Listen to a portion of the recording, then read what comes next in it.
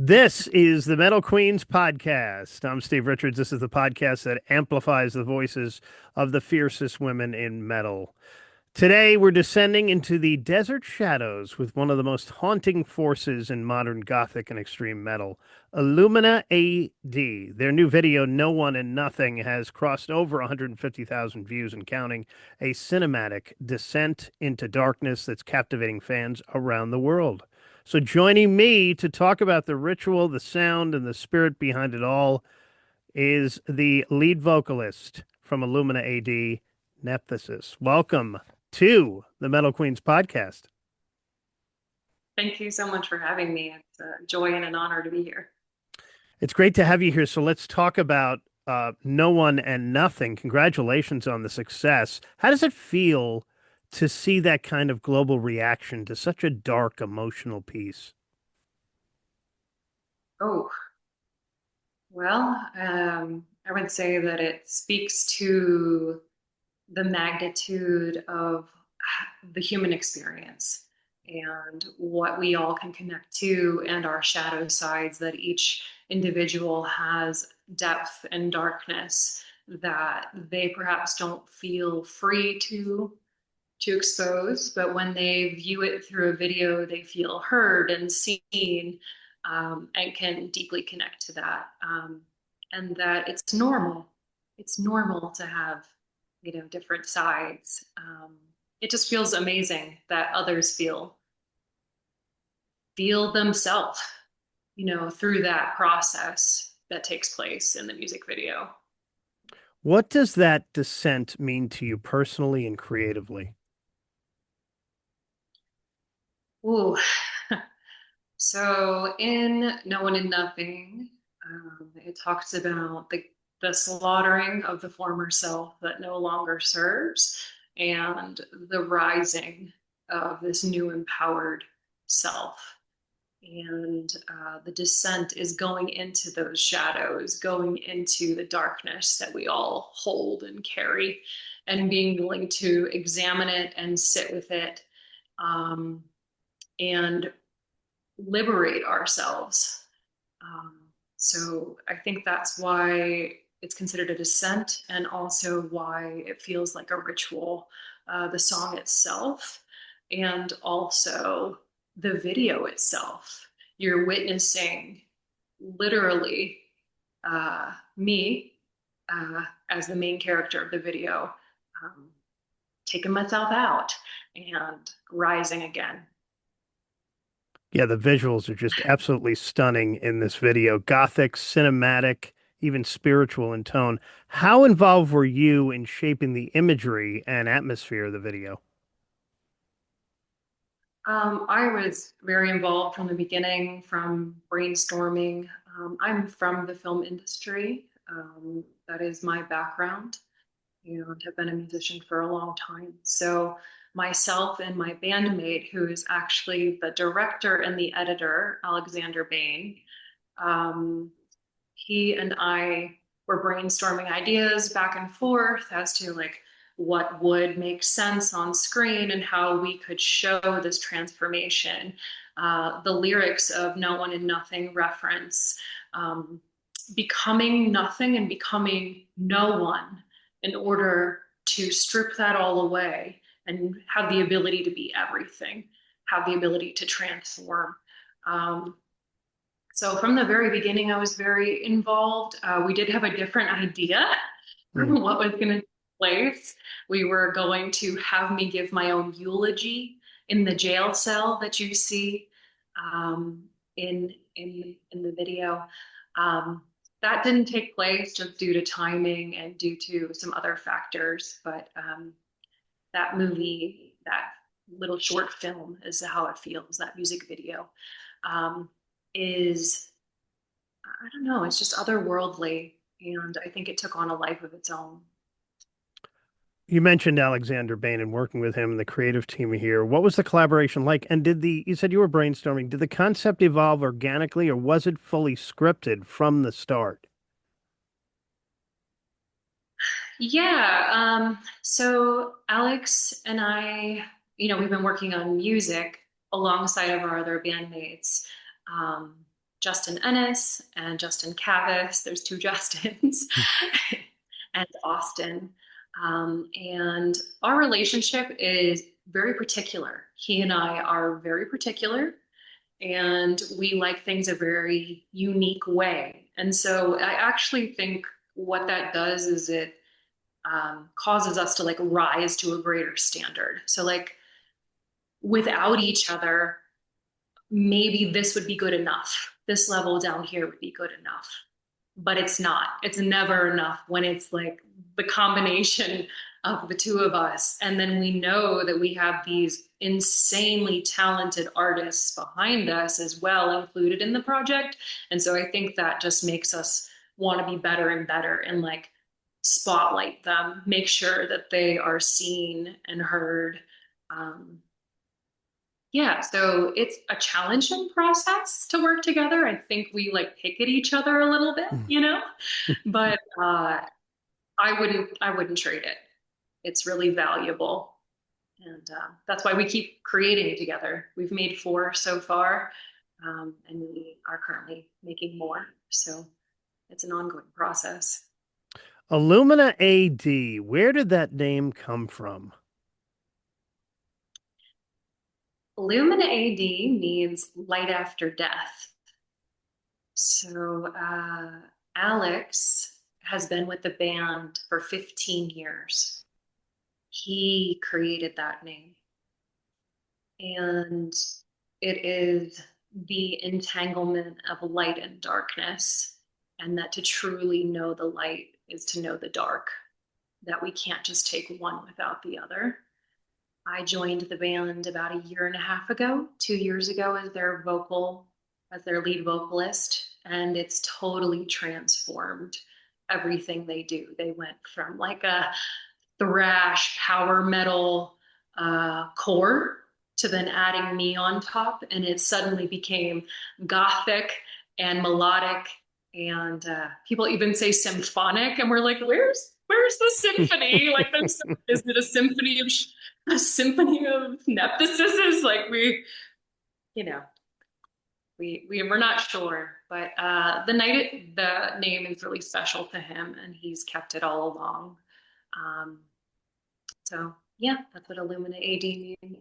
And I mean, and look at your influence on the band. I mean, you got them to dress like this, these guys, right? Yeah, for sure. Yeah. Oh, yeah. So there's a secondary, there's actually 4 music videos that we've created together since I've been with them and recorded the album. It's been a very busy process. We have taken on management. It's been very different, very, expansive. But if you go to Crystal Grave is like very Ghost, the band Ghost. It's like they're all black and they're silhouetted and you can't see them. Um, and it's quite artistic and experiential, and that's kind of what we're going for: theatrical, telling stories and blending film um, with music. Yeah. Illumina A.D has such a unique sound, fusing thrash, doom, gothic elements with the desert atmosphere. How does the landscape of New Mexico influence your music and identity as a band? And how is the metal scene there? Yeah, great questions.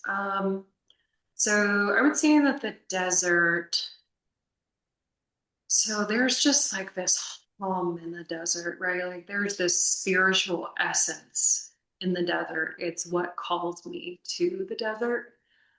Um, so, and this haunting component too of like all the lives passed in that space. And we honor the native communities here. We have 19 pueblos surrounding Albuquerque. Um, so there is just this presence, I would say a sacred presence that is here. Um, and that infiltrates the music, meshed with this grittiness, that this very dry, dusty, gotta break through, very longing for the water, very thirsty component. that we try to infiltrate into our music. And so we've been calling it high desert noir, which I think suits it quite well, or southwestern gothic, really allowing those elements to infiltrate what we're doing. And then your other question was how the metal community, um, it's really big. It's really substantial. And this town is gritty, so I think it honors the truth that metal shares, um, not glossing over some of the harsher realities. Um, it's a really interesting space. Everyone knows everyone for the most part. Um, and people push each other to get ahead, but also are clawing at the same opportunities.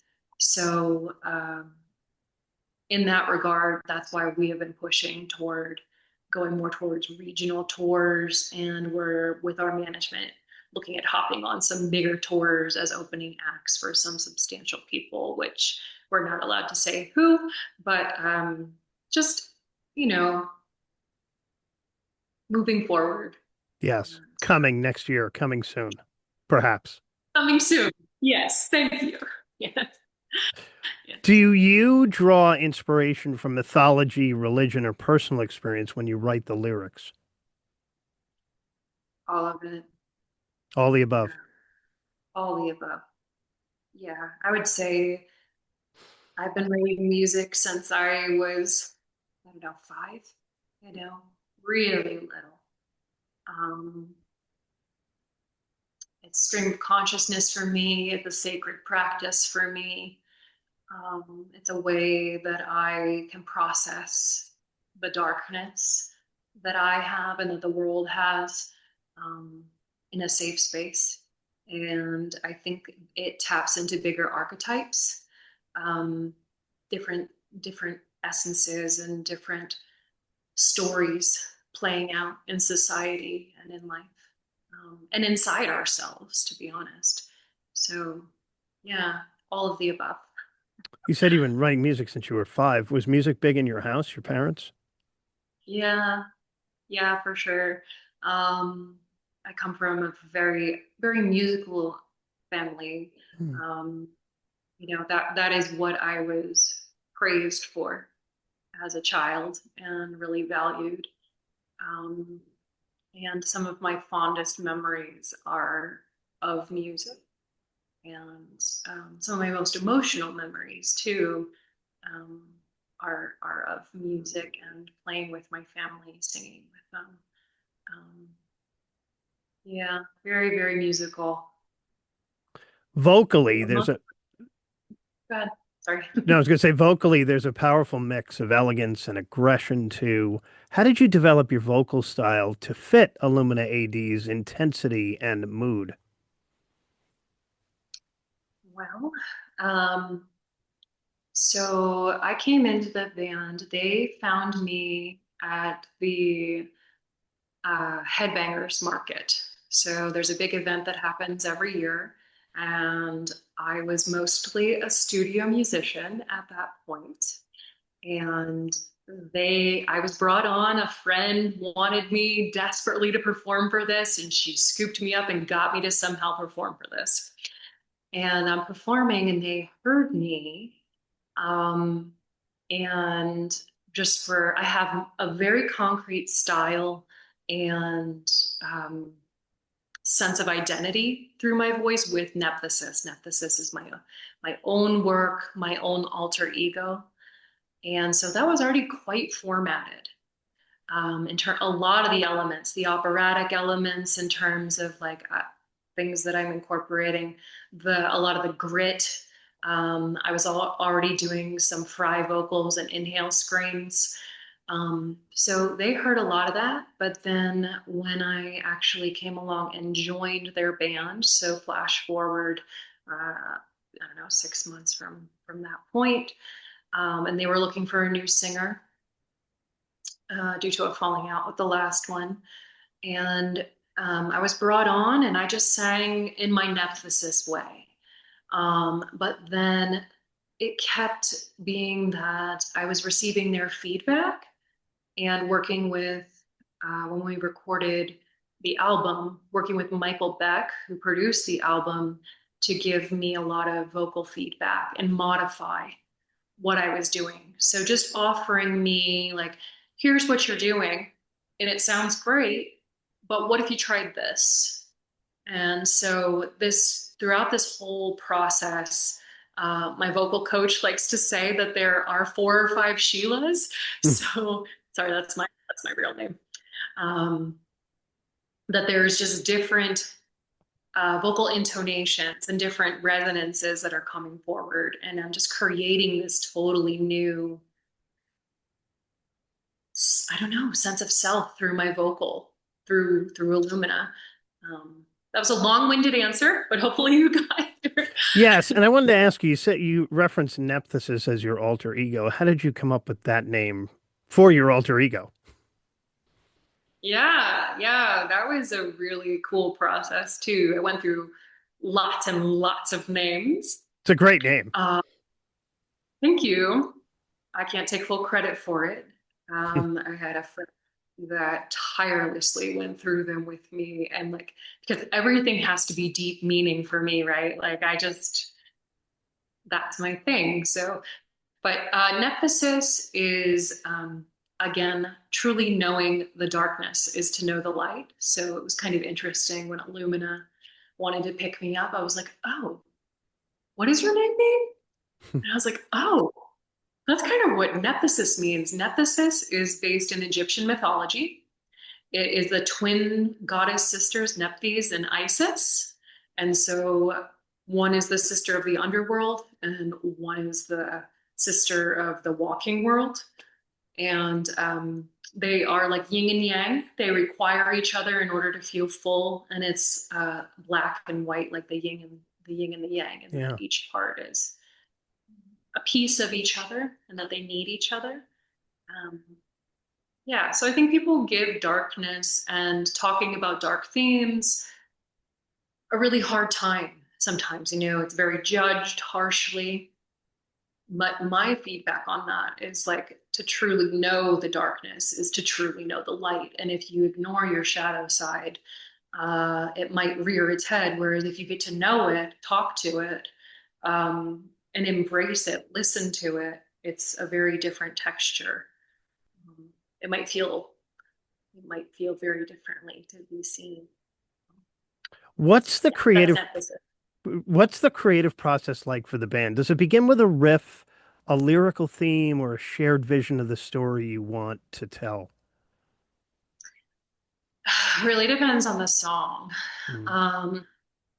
It can be any of those situations. We are working on new work. I would say most recently, it is a built out riff. So it's like taking the riff, putting it into the digital workstation, and building it out with, some drums, some bass line. The vocals generally don't come till later. But there are other scenarios where I just have a melody in mind, and I have a story that like must be told. So it can go either way. The new release, Days of Blood and Fire, is out now on Bandcamp. What can fans expect from this album sonically and thematically? Ooh. Heavy question, big question. I know, like, do we go through song by song or Just a big picture. Okay. This album is just an utter experience. It's a journey from start to finish. It's very experiential. It is heart-wrenching. It is otherworldly. It is expansive. From soaring vocals to wailing guitars to just a throbbing presence of those drums. It's very intense. It's very theatrical. The stories themselves, if you read the lyrics, are profound. They are nothing short of just throwing some words on the paper. Um, they're very intentional, perhaps even prophetic in some ways. Um, I think it's worth a listen. It's very different, and I would suggest coming to it open-minded Yeah, it's definitely for worth what a you listen. Yeah. think. Is there I know this is hard. It's a hard question too. They're like your children, I'm sure, the individual songs. Is there a particular track from this album that's especially meaningful to you, or one that pushed you the hardest as an artist? Mm, those are two different. Those are two different songs. Mm. But the one that's the most meaningful to me is one we actually don't play live very often, and I think that that's interesting. It's called Our Story's End, Mm. and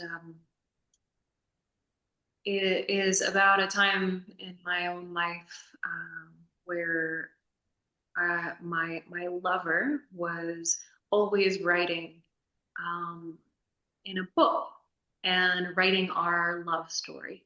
It was truly beautiful, just a very poetic, um, wonderful thing to read.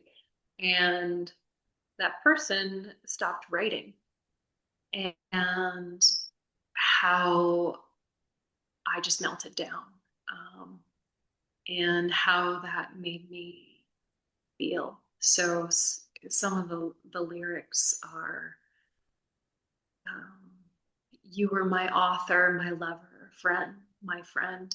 Now each page stands empty. How could you go and let our story end? Um, Wow. yeah, I mean, it's very visceral for me. It's very, Mm. it's the most personal song to me. Yeah. Um,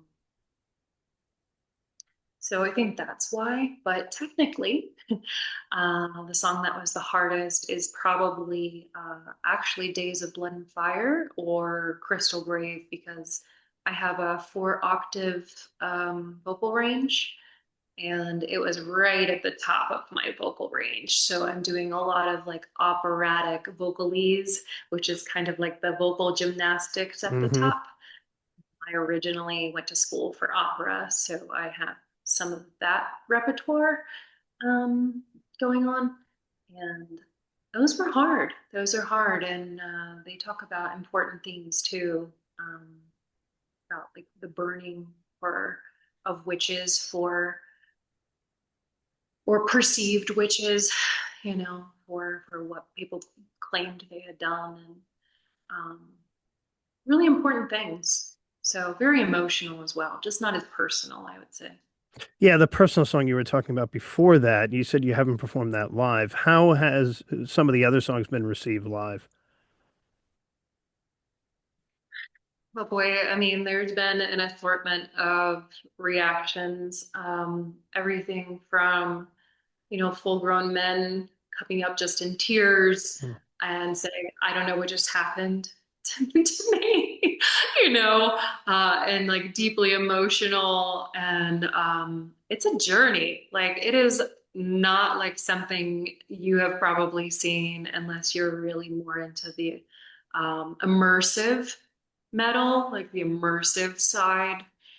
But then there's actually a lot of positive female feedback too. A lot of it is very female empowered themes. And that's very important to me. But the flip side is that more traditionalist metal, tend to not really like what we're doing. Um, and that's okay. They would prefer, a different vocal or a different format, and that's why there's so many different subgenres of metal. Like you can kind of go toward what you like. What do you And think sets Illumina A.D apart from other bands in the genre right now?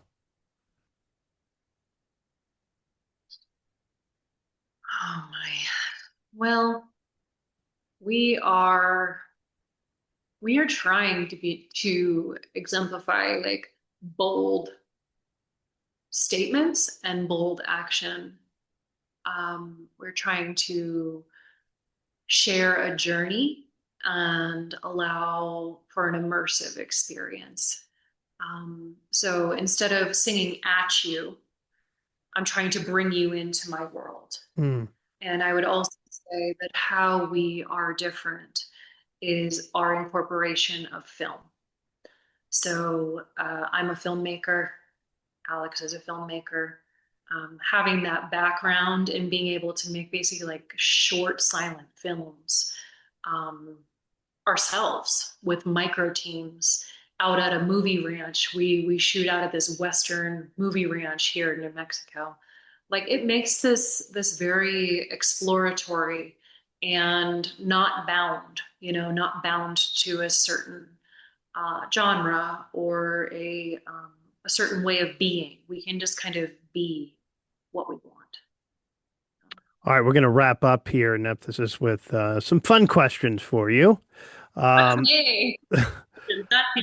What was the first metal album you bought or heard? Oh my God. Or what? Or heard Or or listened oh. to? So I listen to a lot of Slipknot, which is really kind of like surprising, I feel like. I used to like fling my little Ford Probe. I had a Ford Probe when I was in high school, for sure. But I would listen to that stuff so loud, and I was such like a cool girl for it. But yeah, for sure. I loved Slipknot. I still love Slipknot. They're great. Favorite place to escape and recharge when you're not performing? Ooh. Probably the desert. Yeah, the desert. It's so Albuquerque is high desert. Right. Spent quite some time in the low desert, and both have a very different texture or feeling to them, energy to them, but both are just, there's certain silence that is in the desert and a certain smell of the creosote. It's so reassuring, and yeah, it's cool. One band that you'd love to tour with, living or dead? You mentioned earlier that you might be opening for some headliners, maybe. Man, I didn't know it could be living or dead. Probably In This Moment. I love In This. Just saw them at Incarceration this summer. Yeah, she was great. Maria's always great. Really? Yeah. She's from right by where I'm originally from. So Oh, I appreciate her. upstate New And like, York. Yeah, I yeah, actually worked in that market. Yeah, Albany, Schenectady. Yeah. that's awesome. Yeah, she's so inspiring to me. And then also just her personal story is so inspiring of how she's risen, like she was Yeah. expected to be nothing. Hmm. And she, she's a goddess for sure. And one word Thank you. to Yeah. describe Days of Blood and Fire. What would that one word be?